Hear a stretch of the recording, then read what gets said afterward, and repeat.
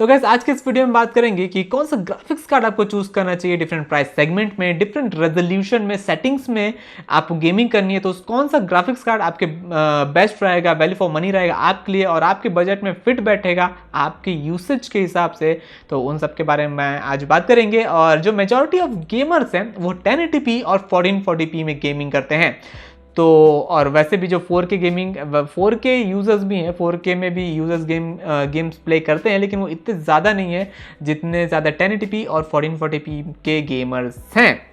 और 4K में gaming करना है तो गिन के 1-2 कार्ड ही है, उसी में आपको एक अच्छा परफॉर्मेंस मिलेगा, बाकी सब ऐसी है। लेकिन अगर आपको 1080p और 1440p में गेमिंग करना है तो यहाँ पर आपको ज़्यादा ऑप्शन अवेलेबल है, तो यहाँ पर एक कन्फ्यूजन हो सकता है, तो उसके बारे में आज बात करेंगे।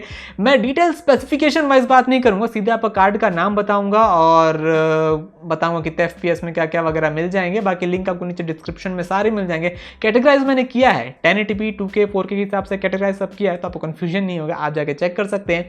और मुझे उम्मीद है कि इसके बाद आपको कंफ्यूजन नहीं रहेगा कि आपको 1080p 1440p कौन से सेटिंग्स में गेमिंग करना है, उसके हिसाब से कौन सा कार्ड परचेज करना है। तो इसका डाउट अब आपको क्लियर हो जाएगा ईयर 2019 में आपको क्या चीज़ें हैं, क्या आपको ऑफर कर रहे हैं डिफरेंट ब्रांड्स। तो सबसे पहले स्टार्ट करते हैं 1080p गेमिंग से। तो अगर आपको 1080p में गेमिंग करना है हाई सेटिंग्स में और आपको अच्छे FPS चाहिए, अबव 60 FPS तो आपको मिलेंगे ही, उसमें भी अबव 60 FPS में 70 80 90 FPS अगर आपको चाहिए या फिर उससे भी ज़्यादा, तो यहाँ पर सबसे बढ़िया कार्ड है वो है 1660 सुपर, GTX 1660 सुपर, जो कि एनवीडिया ने रिसेंटली लॉन्च किया और काफ़ी बढ़िया कार्ड है मैं बोलूँगा इस बजट में। इसकी जो प्राइस है वो 19,000 रुपीज़ से स्टार्ट होती है, डिफरेंट ब्रांड डिफरेंट मॉडल के हिसाब से 19,000 रुपीज़ से स्टार्ट होती है और 23,000 रुपीज़ के आसपास में जाती है। तो अगर आपको 1080p में गेमिंग करना है और आपको अच्छे FPS चाहिए तो ये कार्ड एक बढ़िया चॉइस मैं बोलूँगा। और अगर आप यहाँ पर थोड़े से पैसे ज़्यादा इन्वेस्ट कर सकते हैं, 2-3 हज़ार रुपये ज़्यादा, तो यहाँ पर 1660 Ti भी एक काफ़ी अच्छा ऑप्शन है अगर आप थोड़े और ज़्यादा पैसे इन्वेस्ट कर सकते हैं। लेकिन 1660 सुपर और 1660 Ti में कोई बहुत ज़्यादा डिफरेंस नहीं है, 4 से 5% का है। तो अगर आप थोड़े पैसे बचाना चाहते हैं तो मैं बोलूँगा 1660 सुपर परचेज करो, वो ज़्यादा अच्छा है, काफ़ी ठीक है। और अगर आपको जो बजट कम है, 19,000 रुपये आप इन्वेस्ट नहीं कर सकते, अगर आपका बजट है वो अराउंड 15-16 हज़ार रुपये के आसपास में है, तो यहाँ पर आप 1660 परचेज कर सकते हैं। लेकिन मैं बोलूँगा ओवरऑल जो स्वीट स्पॉट है वो 1660 सुपर है, जो कि काफ़ी अच्छी प्राइस सेगमेंट में आता है और काफ़ी अच्छी परफॉर्मेंस भी हमें देता है 1080p हाई सेटिंग्स में। ना अब अगर आपको 1440p की गेमिंग करनी है, 2K में गेमिंग करनी है हाई सेटिंग्स में, तो यहाँ पर सबसे पहला पिक है वो है AMD का RX 5700। ये जो ग्राफिक कार्ड है AMD की तरफ से जो लॉन्च हुआ है काफ़ी अच्छा ग्राफिक कार्ड है मैं बोलूँगा, काफ़ी इफिशिएंट वर्क करता है और काफ़ी अच्छी परफॉर्मेंस देता है, काफ़ी अच्छे यानी FPS के साथ में। तो अगर आपको 60 हर्ट्ज की गेमिंग करनी है 1440p में तो ये एक बढ़िया पिक हो सकता है AMD की तरफ से। RX 5700 RDNA पे बेस्ड है, लेटेस्ट आर्किटेक्चर है, 7 नैनोमीटर में, काफ़ी अच्छा कार्ड है ये। इसकी जो प्राइस है वो स्टार्ट होती है 32,000 रुपये से, 32,000 रुपीज़ से स्टार्ट है। और यहाँ पर जो 5700 और 5700 XT जो कार्ड है, अगर आप इनको परचेज करते हो RX 5700 सीरीज़ को AMD की तरफ से, तो यहाँ पर मैं बोलूँगा इनके आप जो कस्टम कार्ड्स हैं उन्हीं को परचेज करिएगा। इनके जो रेफरेंस कार्ड हैं जो AMD और बाकियों की तरफ से आते हैं अदर वेंडर की तरफ से, तो उनको मत परचेज करिएगा। जो कस्टम कार्ड है उनको आप परचेज करिएगा, वो ज़्यादा अच्छा है। रेफरेंस को थोड़ा इग्नोर ही करिए, वहाँ पर थोड़ी दिक्कत ही है, कस्टम में आपको अच्छे रिजल्ट्स मिलेंगे ना। तो पॉइंट इज, अगर आपको एनवीडिया का रेट रेसिंग टेंसर कोर वगैरह चाहिए, आपको RT कोर वगैरह चाहिए, यानी ओवरऑल आपको रियल टाइम रेट रेसिंग का मजा लेना अपने गेम में, तो यहाँ पर सबसे बढ़िया पिक है वो है RTX 2060 सुपर। ये एक बढ़िया चॉइस है। इसकी भी जो प्राइस है वो स्टार्ट होती है 32,000 रुपये से स्टार्ट है। ये इसका जो फाउंडर्स एडिशन कार्ड है वो आपको 32,000 रुपये के आसपास में मिल जाएगा, तो ये भी एक बढ़िया पिक है। लेकिन अगर आपको सिर्फ रॉ FPS चाहिए तो RX 5700 एक अच्छा चॉइस है।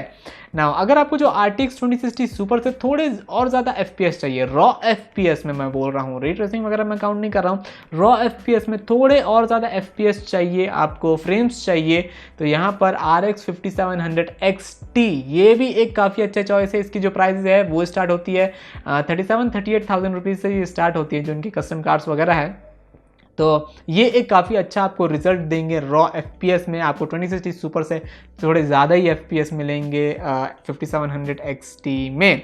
ना अब आपको अगर 1440p में 144 हर्ट्ज़ की गेमिंग करनी है, 144 हर्ट्ज़ की गेमिंग यानी काफ़ी ज़्यादा हाई सेटिंग्स में, यानी हाई सेटिंग्स में 144 हर्ट्ज़ की गेमिंग करते हैं तो काफ़ी ज़्यादा FPS होते हैं, तो यहाँ पर सबसे बढ़िया पिक है वो है RTX 2070 super. Now the point is, आप जैसे मैं बता रहा हूँ कि जो 1440p में गेमिंग करना है वो तो आप इनसे लोअर कार्ड से भी कर सकते हो, लेकिन वहाँ पर आपको जो क्वालिटी है वो गिरानी पड़ेगी थोड़ी सी, तब आपको हाई FPS मिल जाएगा। यहाँ पर मैं हर रेजोल्यूशन में हाई सेटिंग्स की बात कर रहा हूँ, तो वहाँ पर RTX 2070 सुपर में आपको हाई सेटिंग्स में 144 की हर्ट्ज वाली जो गेमिंग है वो आप कर पाएंगे, और वो एक बेटर पिक रहेगा। एट द एंड अब बात करते हैं 4K गेमिंग के बारे में। तो अगर आपको 4K में गेमिंग करनी है हाई सेटिंग्स में, तो यहाँ पर सबसे बढ़िया पिक है। एक तो यहाँ पर आपके पास ऑप्शन नहीं है ज़्यादा, गिन के 2 ही कार्ड हैं, वो भी एक ही वेंडर की तरफ से, एनवीडिया की तरफ से। तो यहाँ पर सबसे बढ़िया पिक है वो है RTX 2080 सुपर। तो अगर आपको 4K में गेमिंग करनी है, 60 हर्ट्ज वाली गेमिंग करनी है 4K में, तो RTX 2080 सुपर एक बढ़िया कार्ड है। अब यहाँ पर एक चीज़ मैं पॉइंट आउट करना चाहूँगा कि यहाँ पर मैं बोल रहा हूँ 60 हर्ट्ज वाली गेमिंग करनी है 4K में, तो इसका मतलब ये नहीं कि जो कार्ड है वो एग्जैक्ट 60 हर्ट्ज आपको निकाल कर देगा, वो 60 हर्ट्ज के आसपास निकाल कर देगा। तो वो 70 हर्ट्ज भी हो सकता है, 70 FPS हो सकता है, 75 FPS हो सकता है, 59 FPS हो सकता है। तो इसके आसपास आपको जो फ्रेम्स है वो निकाल के देगा RTX 2080 सुपर। तो ये चीज़ मैंने 2K में भी बोला था, 1440p में अगर आपको 60 हर्ट्ज वाली गेमिंग करनी है तो वहाँ पर भी वैसी है कि वो एग्जैक्ट 60 हर्ट्ज का बात नहीं कर रहा हूँ, वो 70-80 FPS यानी उस रेंज की मैं बात कर रहा हूँ। तो इस चीज़ का आप ध्यान रखिएगा।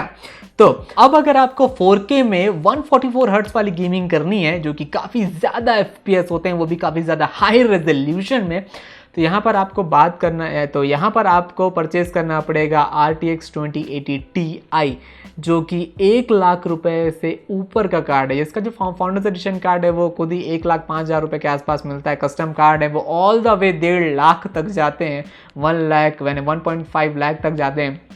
तो काफ़ी महंगा है, और इतनी ज़्यादा हाई प्राइस पॉइंट में कम ही यूज़र है जो परचेज़ करते हैं, और 4K में हाई सेटिंग्स में, और वो भी 144 हर्ट्ज़ की गेमिंग करते हैं, क्योंकि उसके लायक का मॉनिटर भी चाहिए, वो भी काफ़ी महंगा आता है। तो जो मेजॉरिटी ऑफ गेमर्स है वो 1080p और 1440p में गेमिंग करते हैं।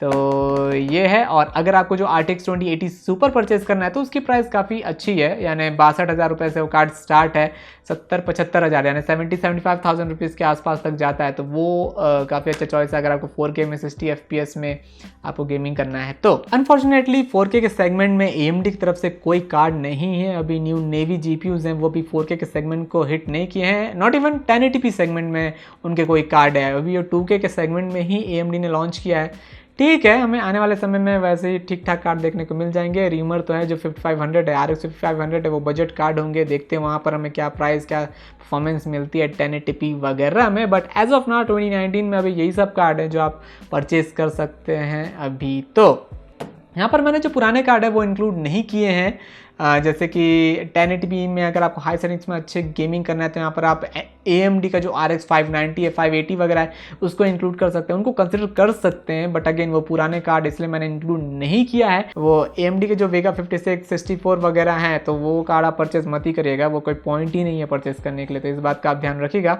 जितने भी कार्ड मैंने इंक्लूड किया है वो न्यूअर जनरेशन के नए कार्ड को किया है। एनवीडिया का ट्यूरिंग और AMD का RDNA जो न्यूअर नेवी ग्राफिक कार्ड है उनको इंक्लूड किया है। तो ये आपको 2 से 4 साल तक का एश्योरेंस देते हैं कि जो गेम्स है वो अच्छे FPS में, अच्छी परफॉर्मेंस में रन होंगे, कोई दिक्कत नहीं होगा। पुराने कार्ड को मैंने इसी वजह से इंक्लूड नहीं किया, क्या पता आने वाले समय में कुछ सपोर्ट वगैरह हटे या फिर अच्छे FPS में रन ना हो तो वो एक दिक्कत ही है, पैसे वेस्ट है। तो न्यूअर जनरेशन कार्ड हैं वो ज़्यादा अच्छे हैं और आपको सेम प्राइस पॉइंट में लगभग मिल रहे हैं, तो कोई बात नहीं है। उम्मीद करता हूँ गाइस कि इस वीडियो के बाद आपको कंफ्यूजन नहीं होगा कि कौन से सेगमेंट में कौन सा ग्राफिक कार्ड आपके लिए अच्छा होगा। आपको समझ में आ गया होगा कि किस प्राइस सेगमेंट में अगर और किस रेजोल्यूशन में, किस सेटिंग्स में आपको गेमिंग करना है तो कौन से कार्ड आपको परचेस करना चाहिए। होप्स आपको वीडियो पसंद आई होगी। तो अगर आपको वीडियो पसंद है तो वीडियो को लाइक करिए, शेयर करिए, कमेंट करिए। जो भी आपको मन में है, डाउट्स वगैरह है, वो आपको फेसबुक, इंस्टाग्राम, ट्विटर वगैरह में मैसेज कर सकते हैं, पूछ सकते हैं जो भी आपको डाउट वगैरह है। तो लाइक करिए, शेयर करिए, कमेंट करिए। Don't forget to subscribe my channel. In the next one.